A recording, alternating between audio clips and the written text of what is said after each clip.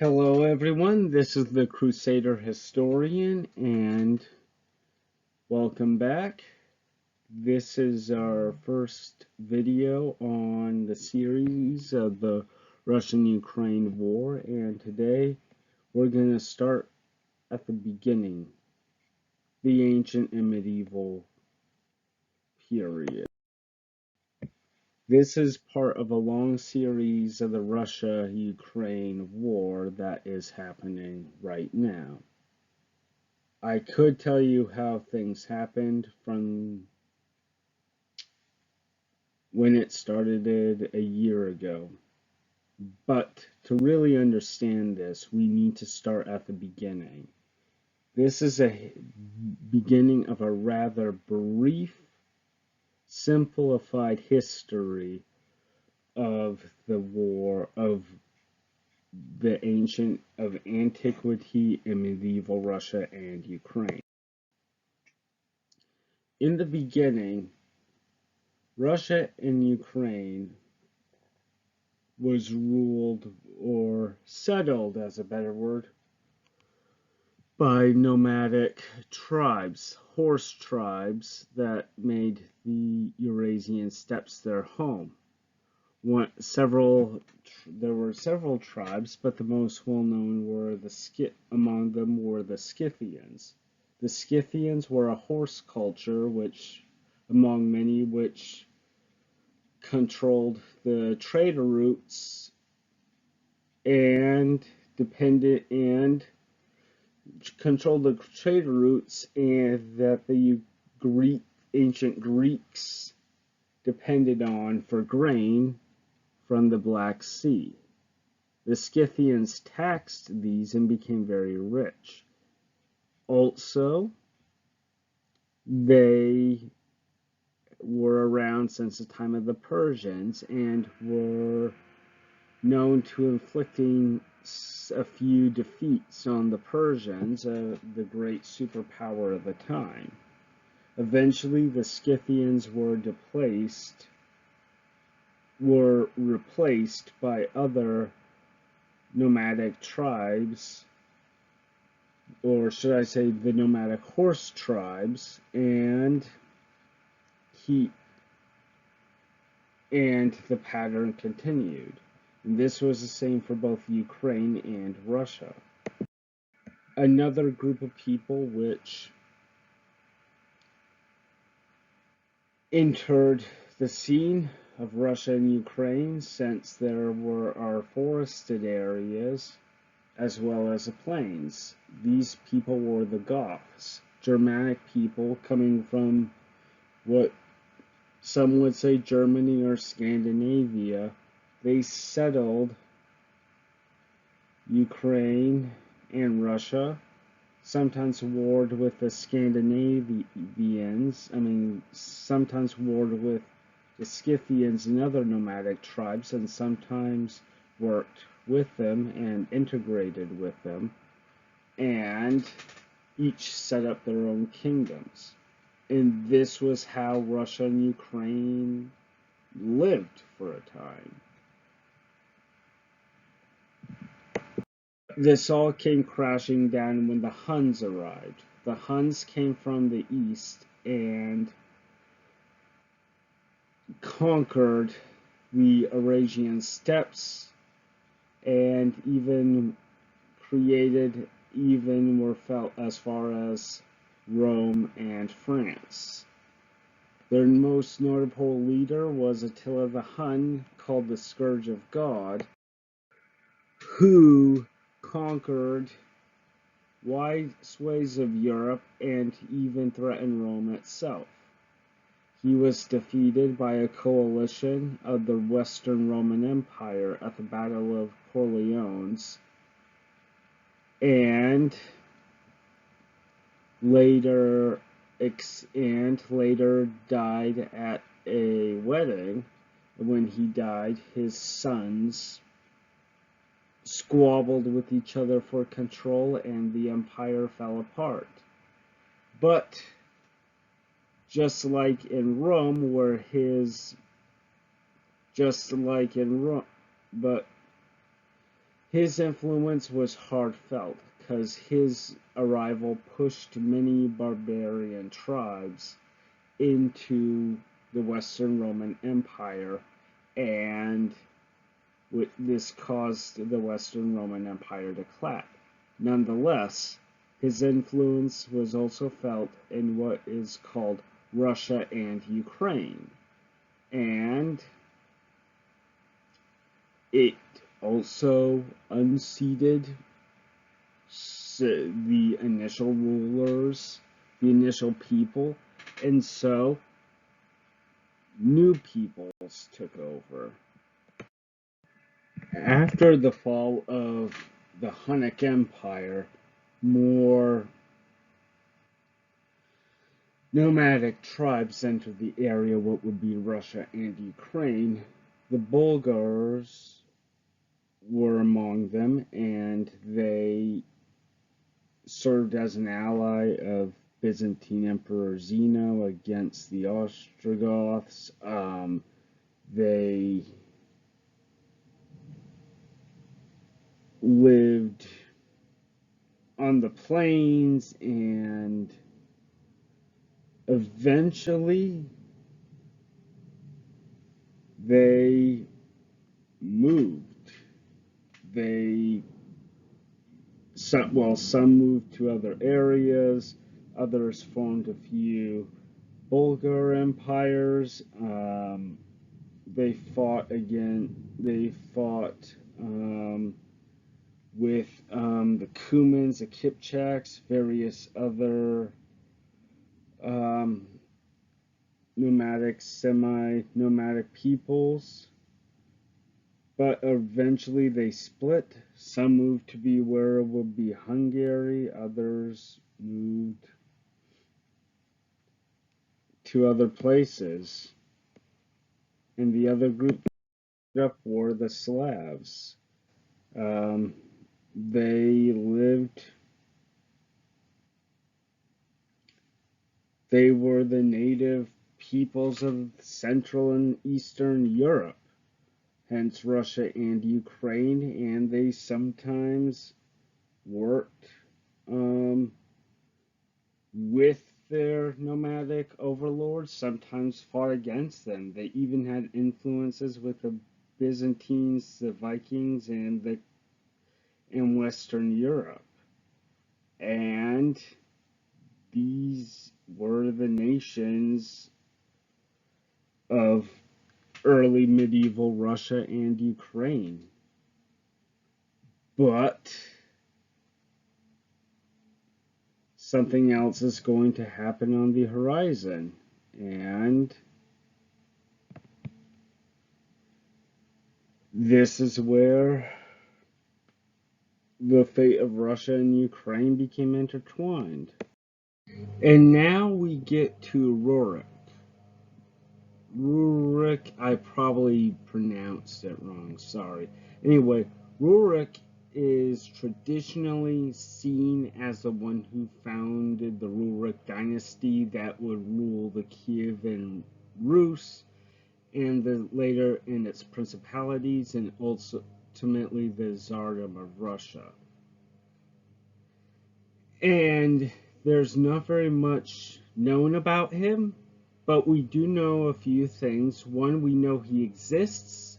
We also know he is part of the Rus, a Varangian tribe from Scandinavia, and he most likely led them to what would be later known as Northern Russia or Ukraine.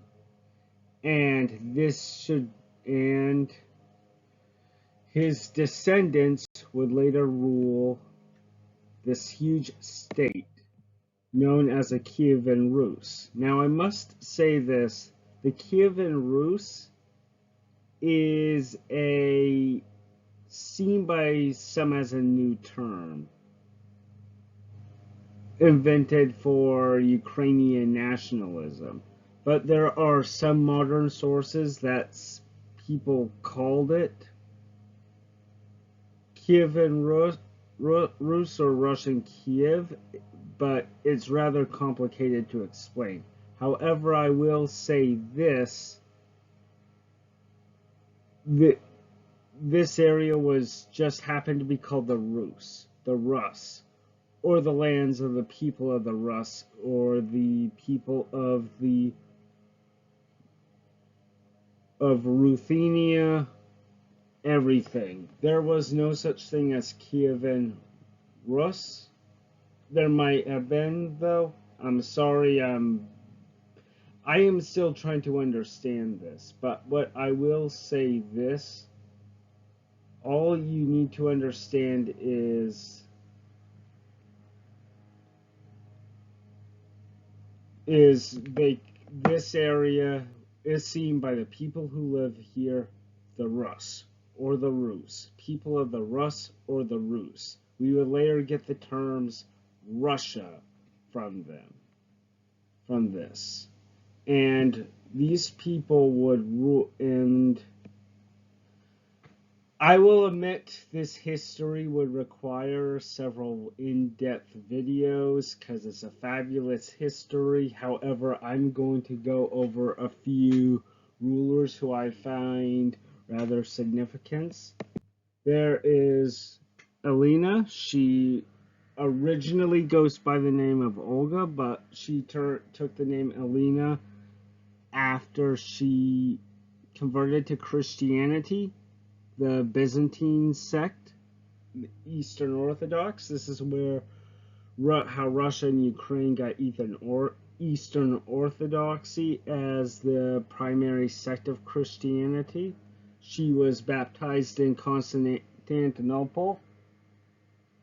As a result, Constantinople would have numerous ties with these principalities, and it was not uncommon for adventurers from Scandinavia to go through the Rus principalities, the land of the Rus, which would often say, hey, you want work? Well, the emperor of the Byzantine Empire has this force called the Varangian Guard. Why don't you apply?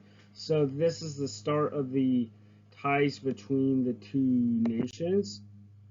Elena's grandson, Vladimir the Great, would complete the process. He would convert to Christianity and begin the process of Christianization, which turned Russia from a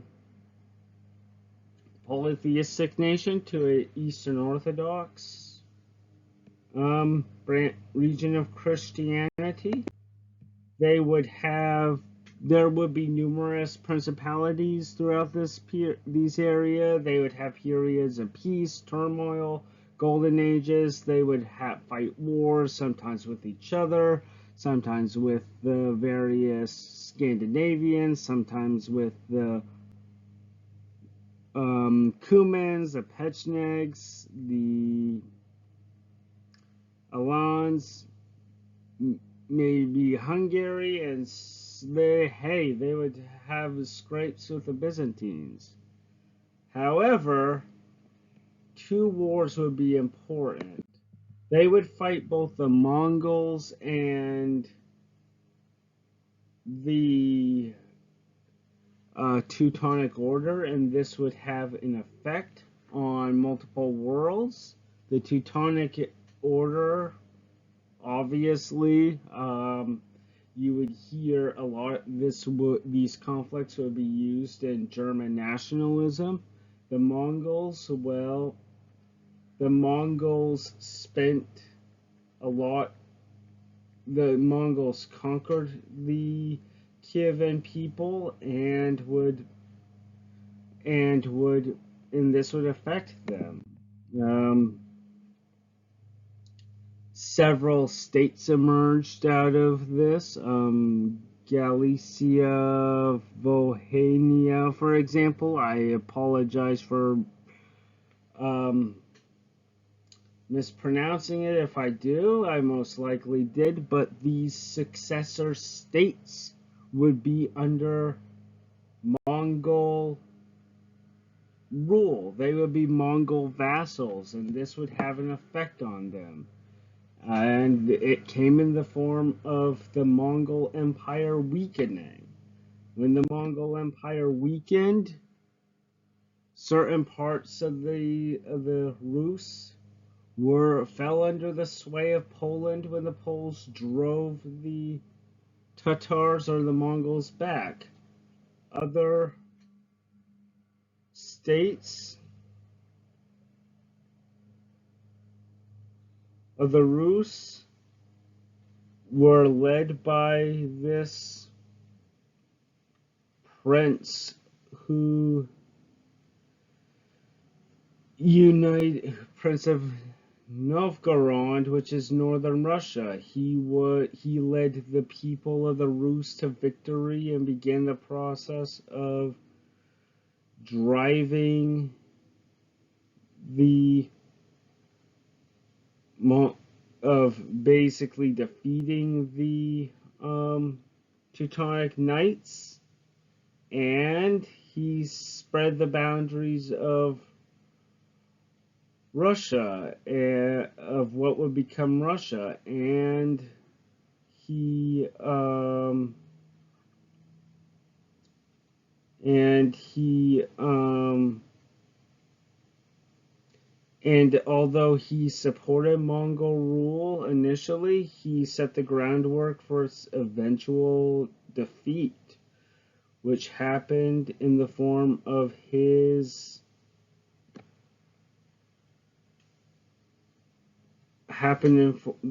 of several of his sons, actually. His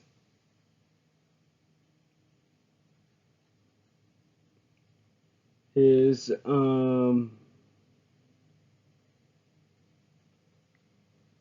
his son actually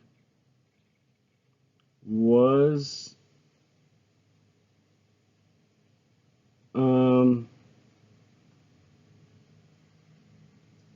basically, several of his sons continued his policy, and finally his descendant, Ivan III, would have successfully overthrew the Mongols thanks to his ancestors' achievements.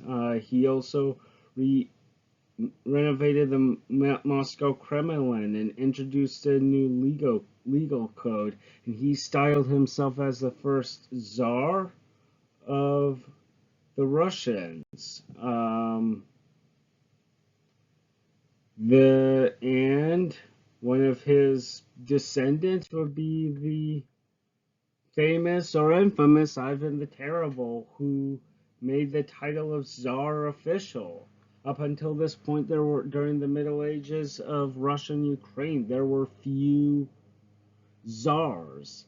Ivan made it official, and he ruled initially well, but after he lost his first wife, he lost his mind and became generally worse. Let me know if you want a more in-depth detail of Ivan the Terrible or Ivan IV's reign. It is very interesting. Well, anyway, Ivan, unlike several of his ancestors,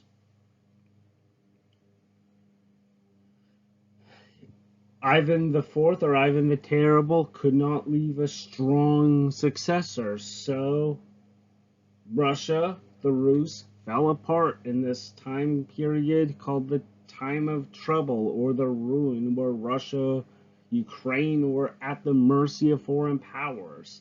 After decades of this, the various leaders and respected people of the Rus gathered together and elected one of their own, a young prince who had ties to the Rurik family through who had some ties to the Rurik family but was not part of the Rurik dynasty.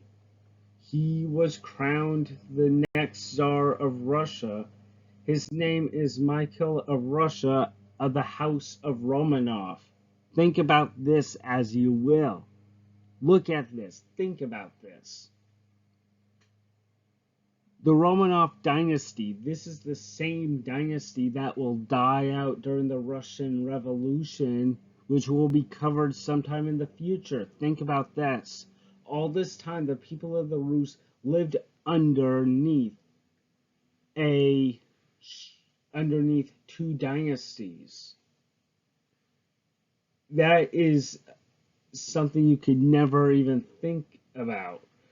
Two civilizations, for example, who have lasted a lot longer than Russia, Egypt and China, they went through, I think, hundreds of dynasties, but Russia only had two dynasties.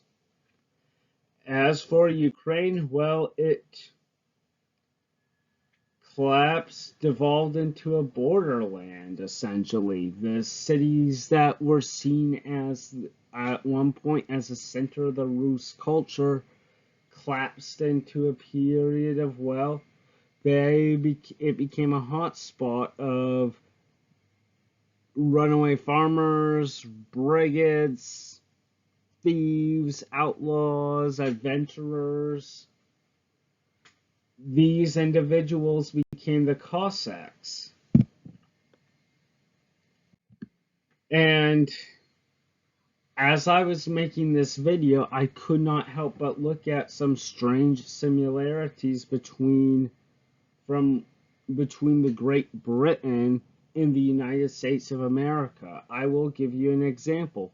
You see, Ukraine was considered to be the center of Rus culture for a long time, hundreds of years. And what would be Moscow, the capital of Russia, was a trading post.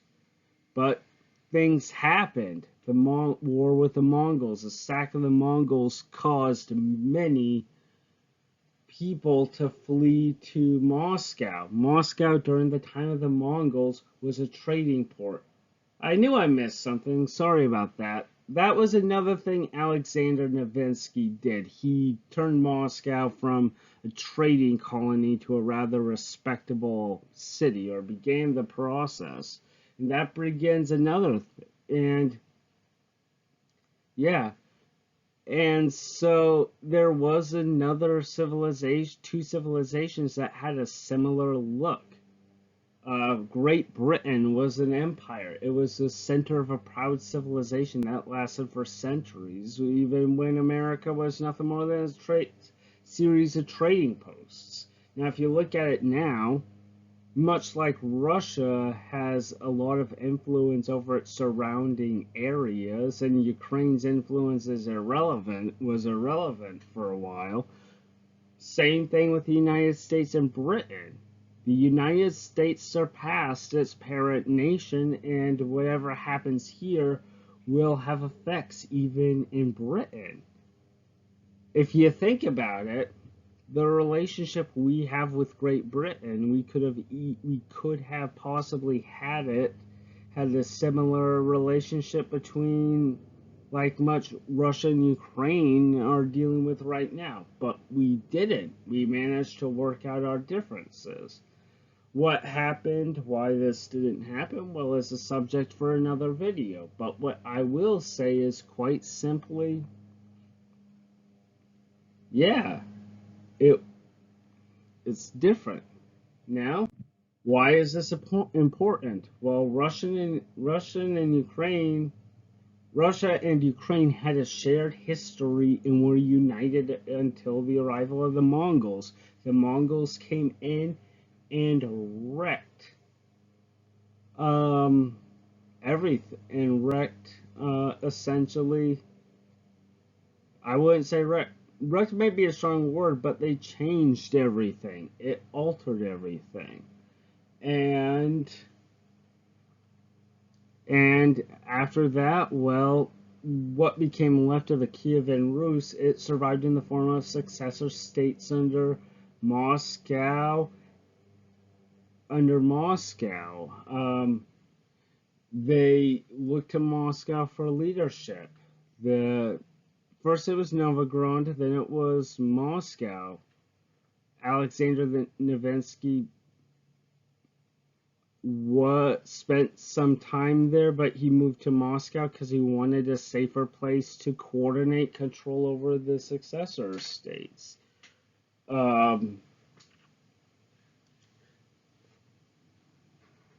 So yeah, at the end of the day, the and so yeah, that's what happened. Um, That's why Moscow became what would you can say the identity of the Rus. Well, Ukraine fell under the sway of Poland, and Poland. And even though this is the last point, I will mention it now. Ukraine devolved into a borderland, hence the name Ukraine. Look up the word Ukraine. It means borderland. Because several of these Cossacks, several of these people who fled, did not like being under Polish rule. So they tried to break away. In fact, if you look at Ukraine, it's the center of. It was seen as a it was an easy place to go through between north and south, east and west. So it was essentially a border area where various nations would fight. And so Ukraine, for all intents and purposes, looked like it should not exist. I'm sorry, but it was a vulnerable area from the start. Russia, on the other hand, had some issues. Some parts of the geography made it hard for it to defend, but on the other hand, easy to defend. Furthermore, Russia developed a strong state, allowing it to survive. I had some stumbling over my words, and that is because, well, it is because for a while I confused a father with a son, with a grandson, or a great grandson, but this brings back a good point. The people of Russia, their leaders, they built successes after their predecessors. That's how the Rurik dynasty was able to last so long. And that is also why their state could survive even the nastiest circumstances. Quite simply, for all its flaws of Russia, at least it would not collapse into total anarchy. It is so strong. It was built by previous generations, and that's why it stood as a very great regional power during the Middle Ages, giving them an advantage to master politics during some part of the early modern world and even to beyond. We're going to see what's going to happen in future episodes. As for sources, I apologize. I have no actual sources because I took all this from Wikipedia. I know Wikipedia is not the best source and I apologize. But this is a simple video and Wikipedia is at least good for giving rather basic information. Anyway, this is the Crusader Historian. Thank you for your patience. I know it took so long getting this out. Hopefully with my schedule getting better now, I might be able to have more time to get these videos out. Anyway, please like, share, subscribe, and I'll see you next time. Bye.